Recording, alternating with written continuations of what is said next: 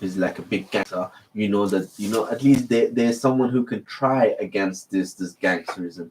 But when here, who are you gonna say against the Queen? Who are you gonna say against the like? You can't say anything against royal. They're the gangsters.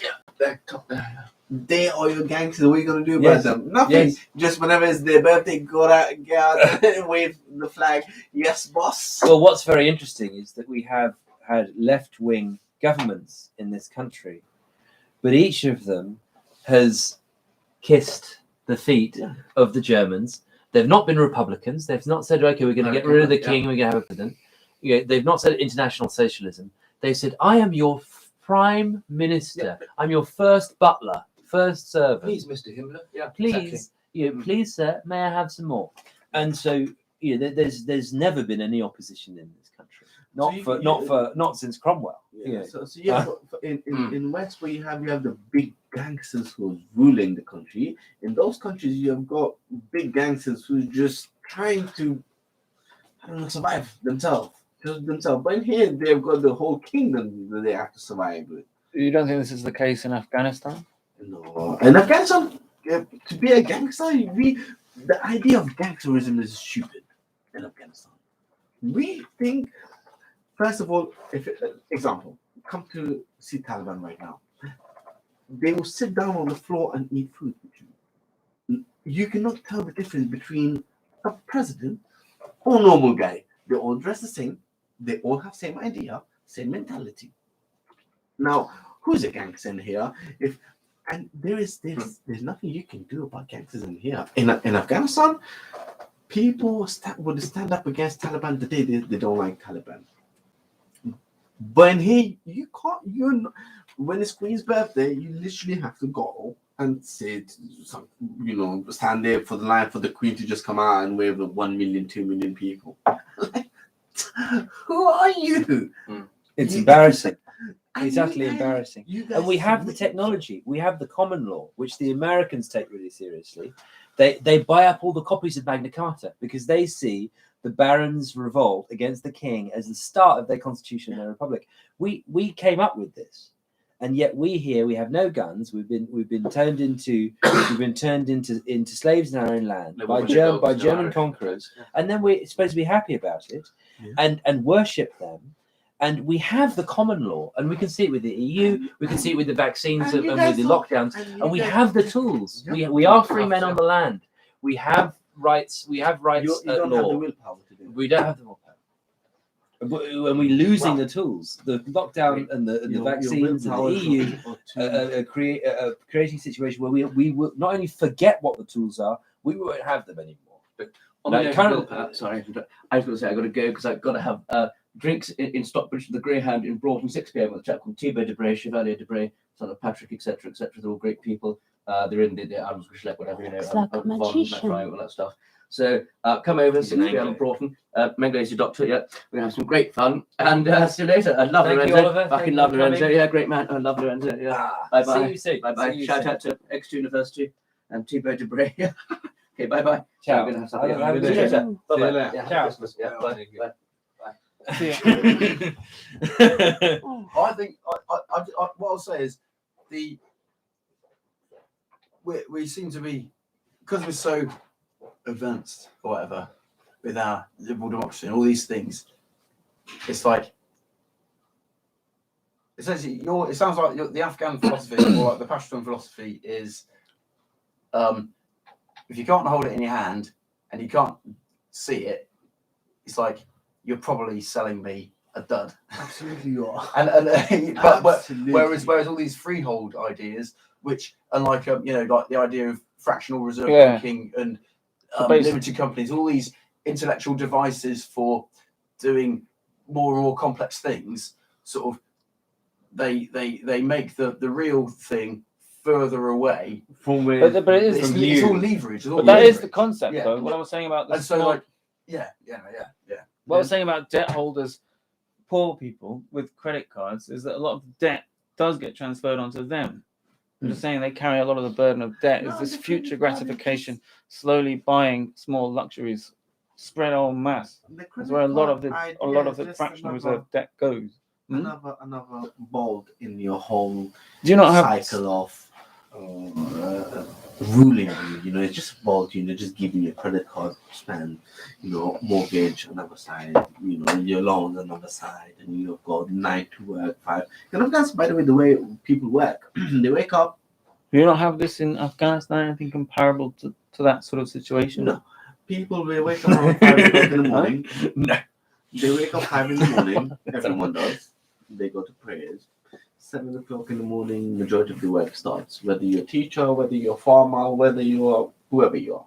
You work until 12 o'clock in the afternoon. So that's 5 hours. You go home. You have your lunch. Sleep over. Around 4 o'clock. If you feel like it, you come back to work. Do 2 hours of work.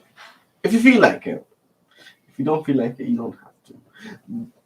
Schools. You start from morning until afternoon, 12 o'clock. And then you start from 12 o'clock until 4 o'clock. 4 hours, 5 hours of school. In here, you have got 8, 9 hours of school. Like, what? 8, 9 hours? What? Who manages to learn what in those 8, 9? So a kid goes to school at 9 o'clock and they're back at 3 o'clock or 4 o'clock. Do you know a kid is not supposed to be learning all this random crap for no reason? You should have break. Whether it's for men, older people or younger, they should have break. They should control their mind.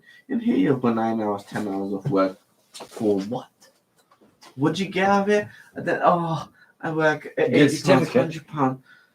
You get a certificate, which allows you to get another certificate. They don't teach you in here in the schools in here. They don't teach you how to earn money. No They finance. teach you how to run away from money. They teach you no finance, no personal finance. The idea of people learning in here in school is rubbish. And what are you supposed to learn? What are you learning anyways? Oh, thank you. What are you learning? Are you learning something which is relevant? How many of you guys growing up, how many of you guys have learned that how to make money? You go to school. They don't teach you. No personal finance. This is not something They'll teach you economics, macroeconomics when you're 16, 14, 16, not before. But you don't know anything about how to finance your life. Absolutely not. No, this is not what life is not supposed to do. You're not supposed to learn this. This is when we have kids in the school, we don't teach them about at that age about by the way, this your education is even ridiculous. You teach kids the sex education for kids. What? Since when did you guys start teaching kids how to have sex? And when should you teach kids when to have sex? Says that your teachings are a bit immoral, I would say. When you're supposed to learn about how is completely wrong of the way you guys teach things. You mandates. I mean, you force things. You can't in West. You can't hit your kid. Wait. Oh, what? You can't hit your kid? You can't. Why? And who are you to tell me if I can hit my kid or not? So it sounds like the West has got a lot of intellectual devices that the real reason they exist is to make the gangster class richer. Yep. And purely and obscure that from everyone else. And it all has to be as the minimum viable product to convince everybody to go along with it. Yeah, so all of these so-called social technologies, as you've identified, are really there to pull the wool over our eyes, distract us from what's really meaningful in life, to keep you busy, and just to keep and dissipate the energy that otherwise would be used for people doing what they want to. Right now, if you go outside and you see 2 people fighting,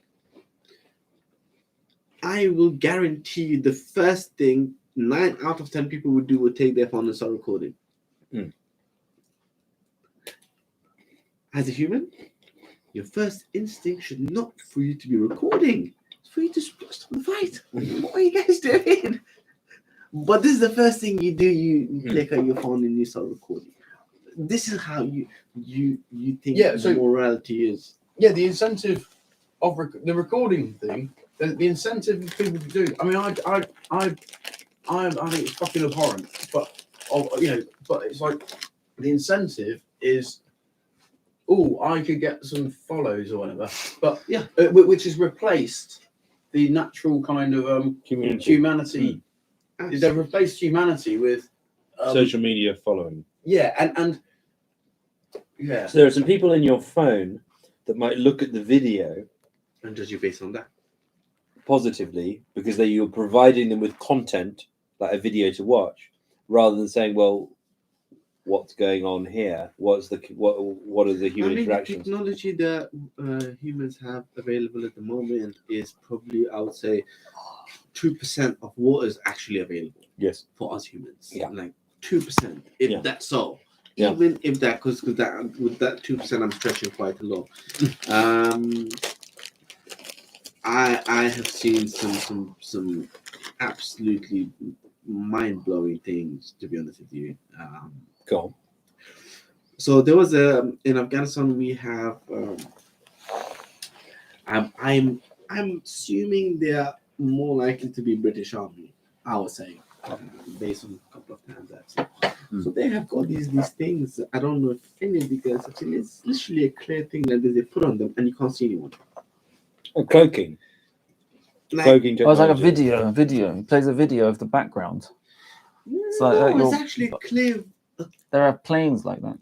They're video of the sky above it. So you're saying that you have can a have a screen suit, on which the is a front s- of you which and is- a camera on the back, and then it projects what it sees behind. So Yeah. you look see through. Yeah. Yeah. Yeah, but what I mean, it's like a show, like one of those things. You actually put on you The cloak. and you can't see anything. Like you cannot see who. So there could be someone in this room right now wearing one You of could those. absolutely. It is you can't Who said see that? it, and they have had what they Imagine, they you also never do, know.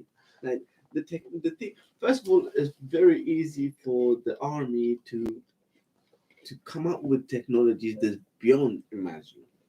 Beyond, they will put things inside the rock. They'll turn out later on that rock. It turns out to be a good fight for you. It's just the things they do, and the only places they do is in the war countries. Yeah.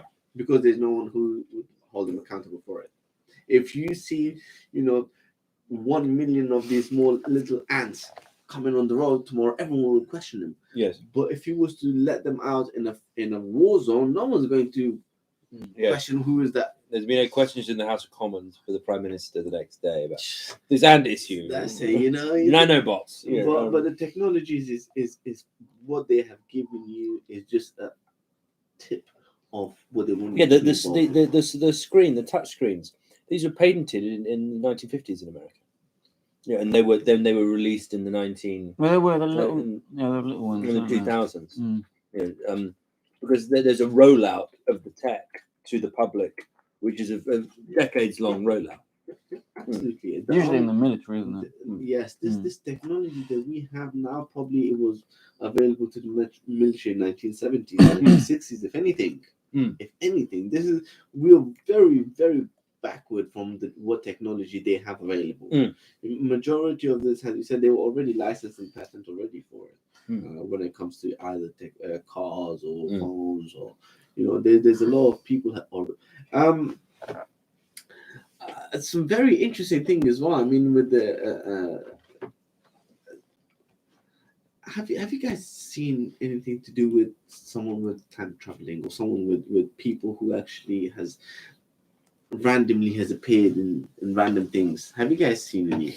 Oh, there's Not in videos, real life. no No personal experience. personal Time experience, travel. no. I mean, I've heard stories I about. don't know if it's time travel or whatever it is. I personally do not. I can't confirm it to you. But what I did What are see. these experiences? So we were in Mazar Sharif. Mazar Sharif is in the north of Afghanistan, and it was Afghanistan. The weather is we've got beautiful full 4 season. When it's winter, we've got snow. When it's summer, we have got full sun. We've got spring and autumn, full 4 season. And we had it was me and another 2 of my friends who came from London to visit Afghanistan. So where the army base, British army bases were, they're almost covered in every way you go. They've got high walls, covered block with things, and there is where we were standing. I was showing my friend that look, if you was to pass through this line, your satellite, the connection you lose your Damn. connection because you don't. Damn, Massey, damn. Hi, nice to meet you. How are you? You lose the connection because of the high satellite frequency and everything like that. I kid you not. I mean, it's totally up to whoever wants to believe it, but from a solid wall, these are not solid wall, by the way. These are cotton walls. Yes. In Afghanistan, they're actual concrete walls. From a solid wall, it was like a train of not trained people, but at least 5-6 people. They literally start walking out of the wall, and it's no door, No tunnel, no. Yeah. And it's too high for anyone to even climb up there, but it was too easy for these guys to literally walk out of it. It was amazing, and it literally looked as if they walked out of the wall and they entered another wall, walked out of the wall into. It was a very, very, very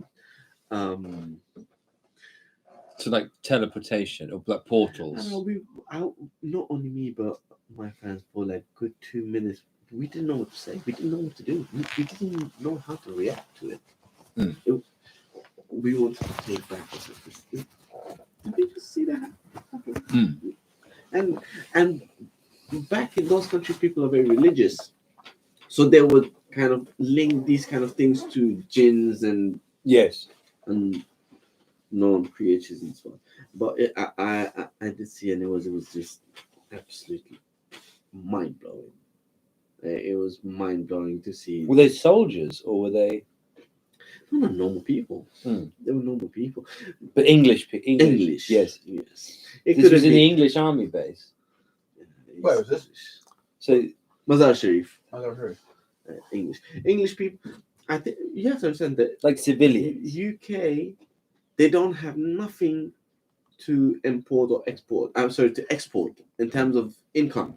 Yeah. You guys don't have anything to sell but technology and services. Yes. The whole when nuclear weapon war or nuclear any sort of thing which has got to do with technology has got to do with UK. UK makes it and then sells it, whether it is to the Americans, whether to the French. Yeah. Apart from that, you don't have any. Well, I mean, obviously you've got loads of stolen money. Yes. But which is mainly from India. Do you know that you guys took like over? I think it was about for the 100 years of. I stole it from myself. Right. One half of your brain still stole it from myself. You should pay yourself reparations. I'm in debt. From left to right. But no, I mean pension funds. There are pension funds. There are gold funds. These are all funds that they're literally making fun of you guys. From other countries that are held in the city of London, and they're held on trust by the banks. Yeah, and nobody will ever come for that money. What a funny thing that all these banks are owned privately as well. Yes, fancy that. Oh, who's on who's the trustee? Oh, it's of all this money, foreign assets that we happen to have here. I'm the trustee, and the idea and the trust and the trust beneficiary. Oh, he's lost at sea. He'll never be.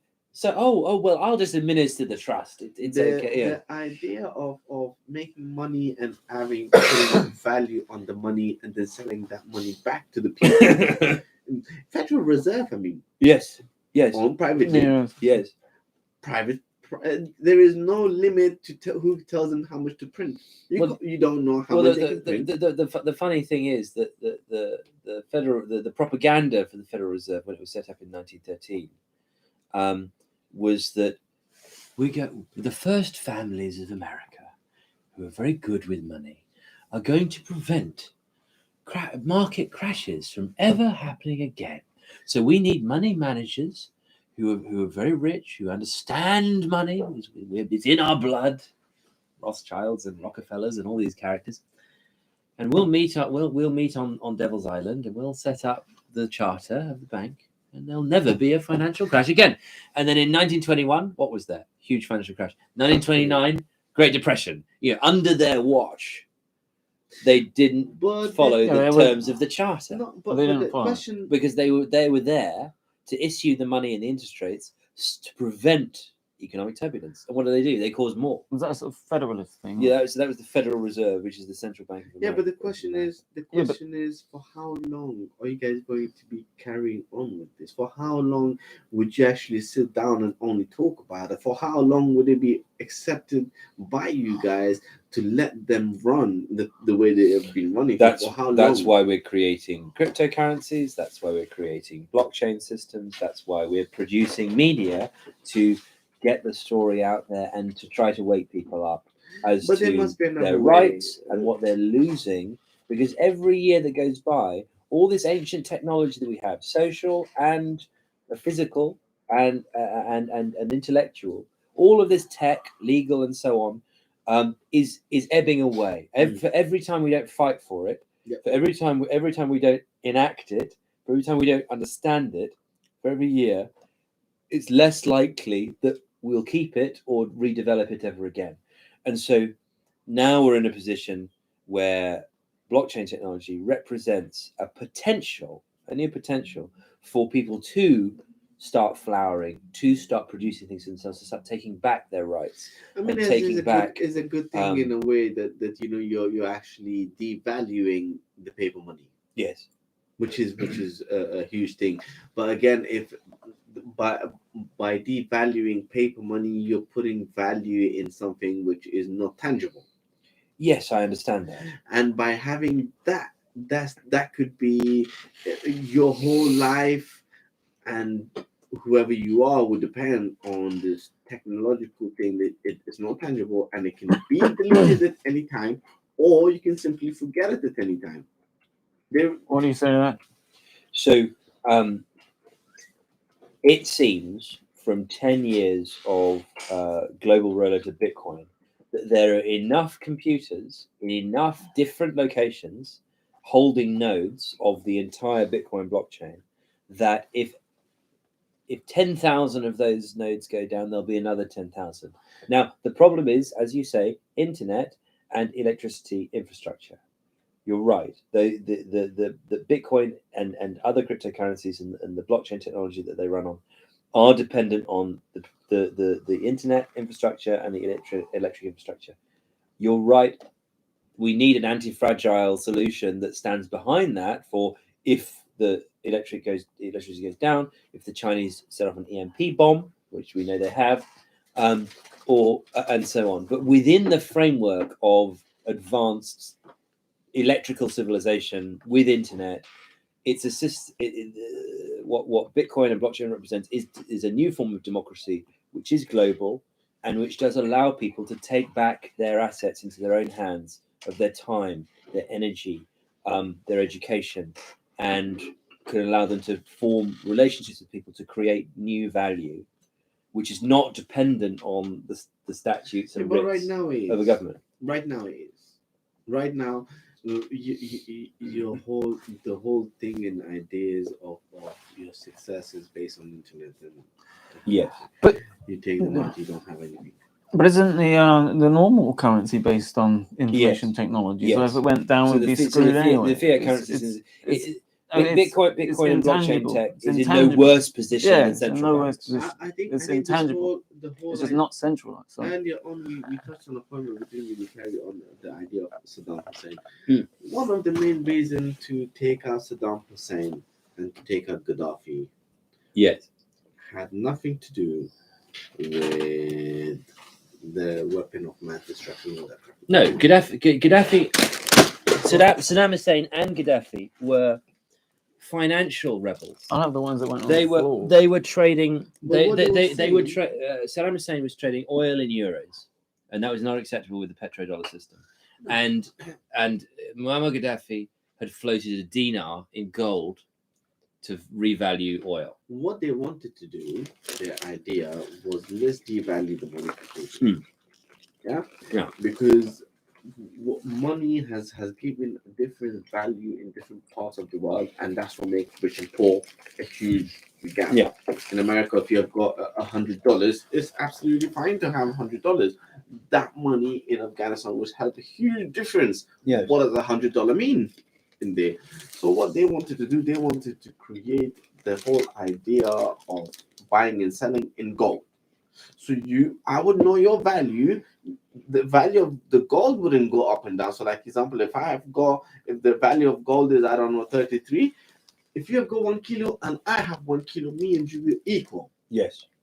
But if you have 1 kilo of gold in America and I have 1 kilo of gold in I don't know, Bangladesh, the market value might be the same, but the value of actual product is different thing in America and in here. Yeah. So that's with the money. With gold, it's not. With gold, it is what it is.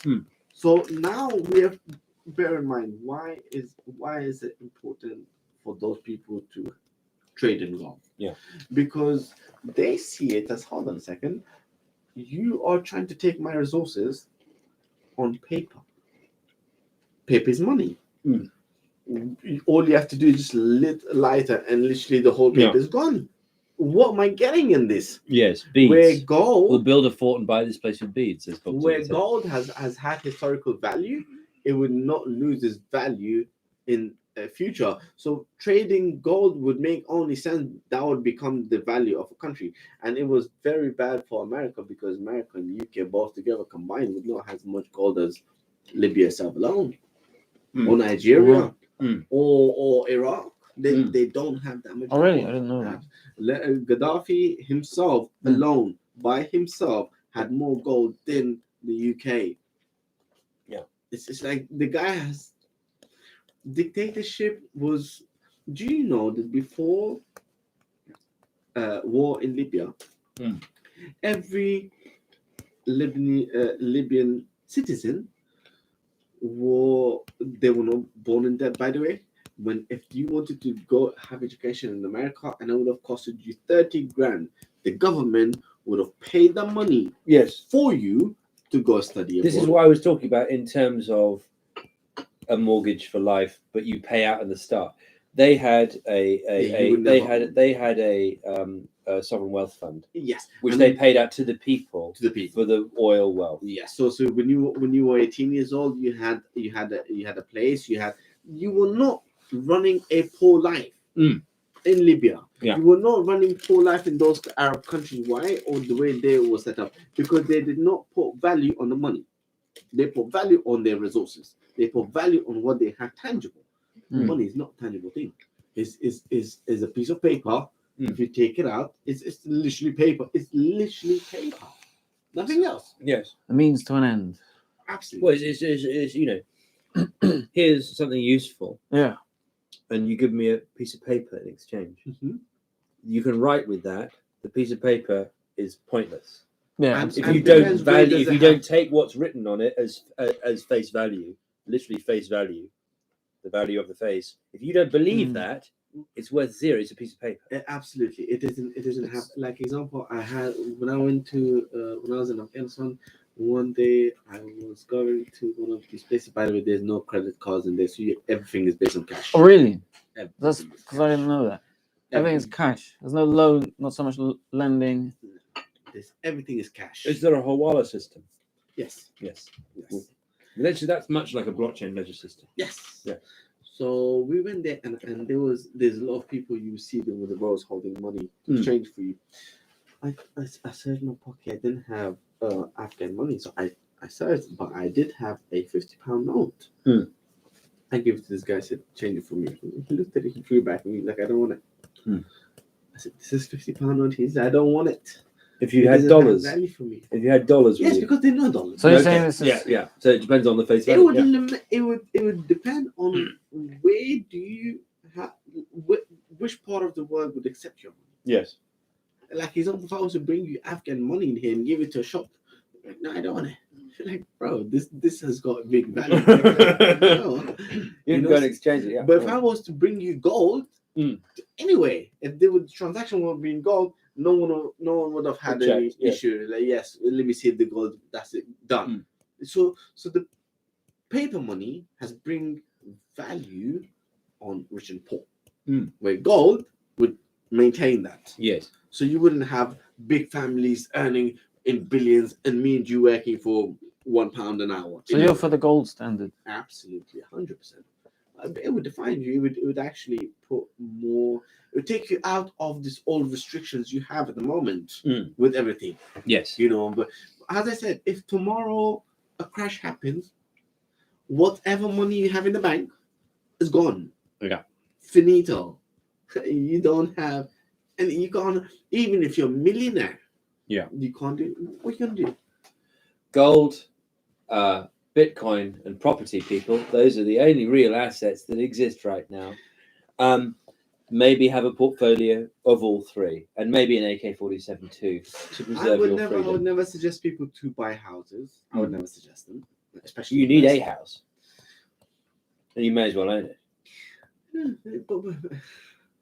Look, the idea of you owning something that you pay back stuff that for someone else, this is not owning. Example, you guys pay, what do you call this, council tax? Yes. So let me get this right. So you buy a house. Yeah. You own freehold of the house. You have the freedom to hold it for now until the Germans want it back. That means that it's not yours. Yeah. But you have to pay the council a tax for owning the house. Am I right? Yes. I mean, I think you probably would have. There's probably a limit play of, well, if you live in the Outer Hebrides of Scotland and you get your own water and you make your own electricity, then perhaps you could say, right, well, and you don't have a road. You maintain your own road or whatever. So what essentially it's like it's like charges for a condo, but we're all living in condos in the sense that. Like what would you guys do if tomorrow the government turns around and says, you know what, after this, because of coronavirus, obviously we're going to mandate these things for you, which you will accept. But let's just say in 5 years' time, they tell you, right, after this, every single person should pay £5 per day for breathing the air because it's, we're doing something. You don't have a choice. You're going to have to pay, right? Why? Because every single thing of yours is held by them. You don't have nothing of yours under you. Your car's not yours, your house is not yours, your money is not yours, the bank is not yours, the food there is nothing that you own. Example, in Afghanistan, 90% of the people who have got a house is their house. Anything they want to do with it, it's your house. It's your land. Do it. A lot of these houses are quite small, are they? Very small. No, absolutely not. Our smallest house is bigger than all of your big houses. Like this, this is box. Look, this is a box. In underground. Yes, that's a box. He's living in a box. £1,000,000, right? This is a box. In Afghanistan, we would have for a bit of people who have got royalty, we would have people who's working, our drivers and stuff. We would give them a bunker like this, but bigger than this. So the ideas of you guys living in a box is like a rat idea. Let's come out of one box and go to another box, one box, go to another box. What is this? The whole room is not even two places to walk. In Afghanistan and even in Pakistan and India, people play cricket in their drive. Like the front drive you have here. Yes. People they play cricket, and that's how big they are. You guys have got 70% of the UK is greenery. Yeah. 70% of your country is green. That you can build big houses, you guys can enjoy living in big houses, but it's like you haven't even given space for the houses to breathe. It's right next to each other, or on top. And you can't have. What kind of house do you own that you don't have the choice how to build it? You have to have this triangle head, this church windows, and then you don't have the right to build your own type of house. And that's not the case in Afghanistan? Absolutely. In Afghanistan, you buy the land, you design your house, and you build it. What? You can build Let's any go to shape, Afghanistan. anything you want. Land of the free There and is- home of the brave. People have built houses Maybe on top these of the guys are mountains. the next best thing. On top of the mountains. I'm sold. This idea you guys have accepted. Yes. This lifestyle, and Yes. you guys accepted this as a freedom. Mm. We think that this is Slavery. slavery. More than slavery. You know, go to work, a specific, come back. Go to work, next day to come back. Oh, how old man? Oh, I'm 20. Okay, go to work, come 30, 50. Oh, 60. Now this house is yours. The mortgage is finished. You're really old. what? This house is mine. I have to pay what? Thousands. And All the that problem in work. Russia that people are living in the architectural how do you say, Buildings. monuments. Yes. Building, yes, and they are quite happy owning their places, and they're like put cheap plastic windows on this beautiful. So the building's facade, they're most peculiar. So people build some balconies because they need fresh air, because they want to smoke their cigarette on the balcony, or because they're cold in winter. They need this cheap window because they don't have money to buy expensive and beautiful ones as they should be. Like with the 3 layers of glass. So you've got your patrimony and you've got people squatting in it.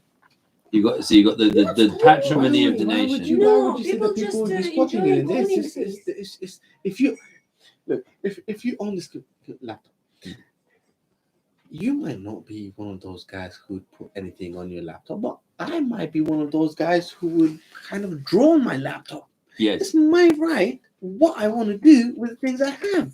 Oh, but not a national monument. But when you guys look, I want this fucking monuments, whether it's monuments, whether it's the statues, who has made them? What have you? Why have you made them? Why have you made the idea of having something made and not using it is just stupidity. So you're against public monuments? Pardon? You're against public monuments? What do you mean? Am I against? You just said, what's No, the I'm not point in against having it. something that no one can use? No, I'm not against it. I'm saying that if tomorrow someone wants to go and live in a specific place, they should, by all means, they should go and do it. You know, but to limit people, that look, you can't go in London. You have to, whether you're a millionaire or whatever, you don't have a choice but to live in these box houses. Go to some. So in Paddington, I think is a very nice area. The highest ceiling I have seen in London is about 4.2 meters. That's what I have seen. The highest ceiling in here. In Afghanistan, the highest ceiling I have seen is probably about 20 meters. 25 meters. Depends where you go. A friend of mine, he worked here very hard. He earned good money and he made a house back home. Now he's living in Afghanistan. But the way he lives is like a king. One of his rooms, one room is literally probably the size of your whole flat. Your whole flat, one room. It depends on lifestyle. You guys are used to these kind of box lives and small things, small roads. Everyone. You guys are you're trained.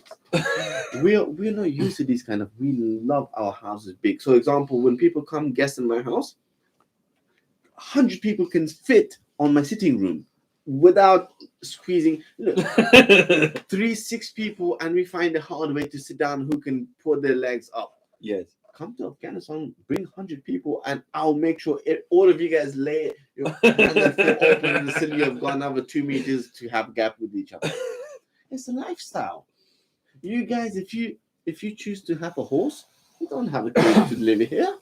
Here's a good. I have a horse.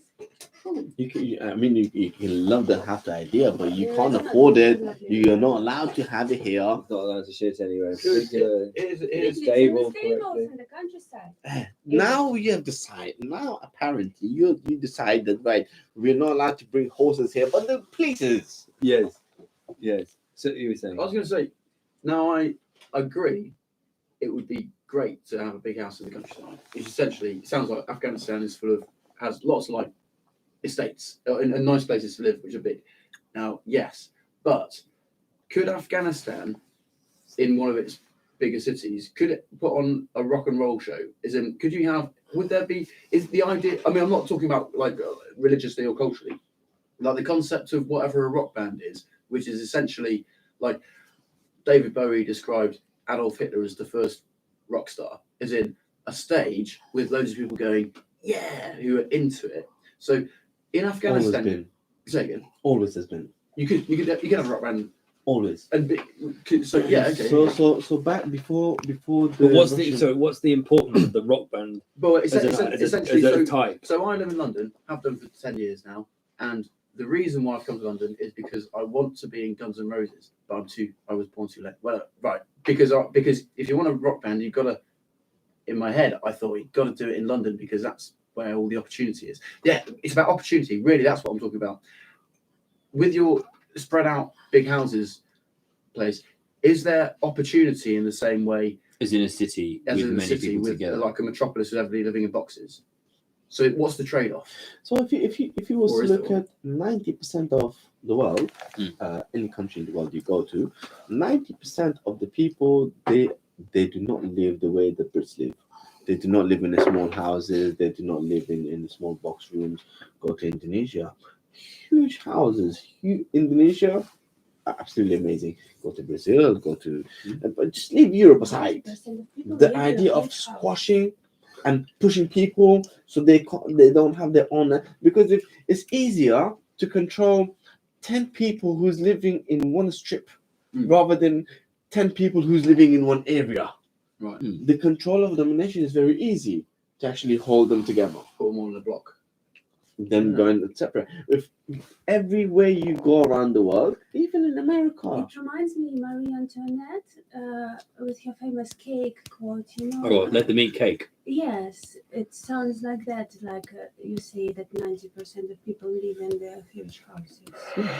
90% of the world, I mean. 90% of the rich people of the world. And English rich people prefer to live in a small house. You need to compare with your peers, right? The people who are financially on your level. Even So the rich of in here, even the rich of the UK, they don't live in London, they live outside London. Majority of the rich people of the UK, they do not live in London. You go there, you've got massive houses outside London. Completely outside, and go to Surrey. The metropolitan elite live in London, and they are never posh. London is not meant to be for. They live in a semi-detached house in Highgate and work at the BBC on 200 grand a year. But actually, if you lived in Nottinghamshire and you earn 40 grand a year as a plumber, you could have a 5-bedroom detached house and maybe even a swimming pool. Do you know what I mean? Yeah. So I think you're talking about the metropolitan elite, which is the EU Remain or the BBC, all of that. I think that's what you're talking about. Because in the UK, if you're a plumber in the provinces, you can live very well. Yeah. Do you know what I mean? You don't and who voted for Brexit? The plumbers. Do you know what I mean? And so and so that was a vote against this. What's trans? What's politically correct? All the people arguing in the culture wars, arguing about political correctness, they're the people living in small flats in London and in their little echo chambers. Whereas listen, they've pumped this idea of city life in your head. This is considered the city life. You know, where in Afghanistan we've got massive like example. In Afghanistan, if you see a poor person, they would have a massive house in further parts of the city. In UK and in Europe, you have got everyone living in small houses. Some in the central, some further up central, but you all live in small, tiny houses. Like it's like you've forgotten how to kind of breathe in the house in a way. That's why your house is so squashed and then together. It's like you've got on top of you've got 50 people living in one building. Lower the goddamn. What do you make of New York? Where like people have big, very comfortable apartments. No, they don't. But also it's very highly stacked. They don't have big apartments. They absolutely don't have. That's not big apartment. But fair enough. You can call it their big apartment, but I don't think they're big apartments at all. I think they're even New York is even smaller than London, if anything, in terms of the way they build their houses. It's just high revenue. Big houses, I think you can find good houses, big houses in Asia a lot. You find them a lot in Asia. Hong Kong, we're known for their big apartments. Like exactly. Hong Kong is in one of the places go and you would see the apartment. What do they mean by big apartments? Whether you're average person or whether you're a rich person. And here, if you're a poor person, you just get to live. But I think poor people everywhere get shit places to live. No. As I said, let's go to India, Pakistan, Afghanistan, Bangladesh, Sri Lanka, Iraq. These countries, you go to a poor person's house is massive. The house is massive. The income is, they don't have income, that's fine, but they've got a big house. The small house idea is in Europe. We don't have small houses. Our wall, if you punch the wall, is not going to go in. This is cardboard. This is literally cardboard here. You It's guys, very expensive cardboard. It's actually 2-ply plasterboard. we don't need that. But it's not expensive to make. It's expensive because the property prices. It's not a more expensive material. No. It's expensive simply because of the But you paper guys will value. accept.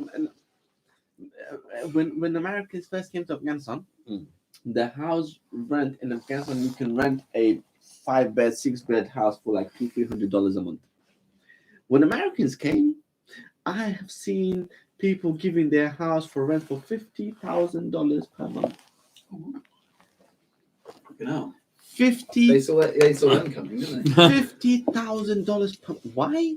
Americans were willing to pay. If you, Oh yes, I saw some footage of British soldiers I'll try and get hold of a coffee machine. trying to get hold of a photocopier Oh, right. in Afghanistan. And so they came down from the base to the local photo printing shop, which had a photocopier. They said, "Look, we want to requisition this photocopier," and they had the translator, and they were having a negotiation. And they said, the British soldier said, "Right, I want the price for 3 months, for 6 months, for a year." And the translator they were having a 3-way conversation, and he said, "Look," the translator said, "Look, the guy is willing to do all your photocopying for you. You come down here to the shop, he'll do your photocopying for you, and you can just pay for the ink and the printing." And he said, and the British said, "No, we're here. We want to take the photocopier away. What is the price?" And he said, $500 a month. and Americans will, And they couldn't fly one in, on any of the C-130s. Yeah. There you go. Well, Afghanistan, but probably can now. No, because the money's free. You see, the army, what they taught the army was very important thing. That remember that the paper money do not have value. So whatever they were spending air. Yeah. Let's put it this way for you. They were literally spending air and water, and they know for sure that they could not take this money with them. We're gonna keep cash in Afghanistan. What are you gonna do with it when you're army? But they were paying in dollars, not in. There's no matter. There's no the way Americans and Brits they made money. So let's say you come to Afghanistan and you would have told me, right, I'm gonna give you this contract for 10 million. You pay me 1 million in Dubai, or you pay me 1 million in London. That's how they made their money. Yeah. But 90% or 80% or whatever the Brits and Americans did in Afghanistan, it was purely for themselves, and they came back with it.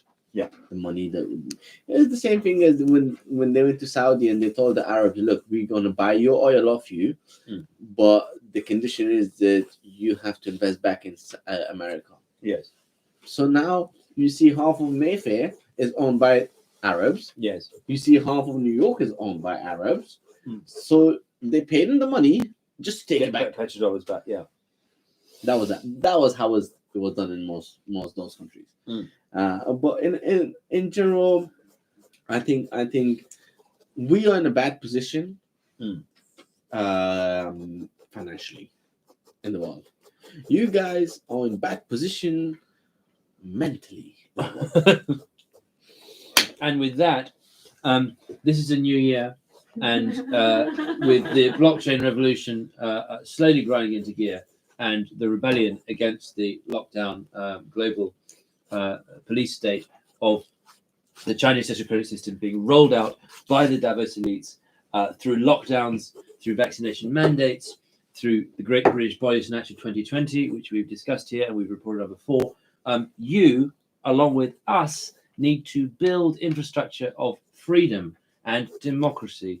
And I think Matty today has shown us a new view of what freedom really entails when you're not within the framework of the Chinese social credit system that we are living under right now and have been for some time, such that we don't even forget. We're forgetting the parameters of the antiquitech that we've lost. We're forgetting the parameters of the rights that are available to us, and we're in a position where we need to, firstly, using a think tank model, as we've been doing here at the New Athens, work out how to structure a society and infrastructure that is free and democratic and provides people with value that they can own and operate themselves and for ourselves. We'll be embarking on that process this year of working out that tool set that we can build together using things like blockchain technology, using things like cryptocurrency. We'll be updating you on that, and we'll be having a discussion about that in various forums, which we will link below. Thank you, Matty, for coming on and giving us a great view of a different understanding of what we see as the inevitabilities of life, and perhaps how everything is structured everywhere, rather than seeing that there is a diversity of views, and giving a great deal of insight into Middle East geopolitics, which I don't think any of us really understand. Me neither, I'm sure. Oh no, I mean, thank you so much. Thank you for inviting me, and sometime when I'm in London, I would love to come by. Fantastic. You guys have got any, we might see a lot of things developing next few months in Afghanistan as well as around the world. Great. Let's keep the dialogue open. Definitely. And thank you for watching. We'll be clipping this out and presenting a more focused conversation at some points very soon in the future. Tune back in next week for more episodes with us, the New Athens live stream podcast. I'm Lorenzo Mefsit. Thank you, and see you next time. There's a 5-minute drawing. And Ed has 5 minutes. Massey by Ed Mitzer, everyone. Mazza, that's how you pronounce my name. No, Massey, but oh.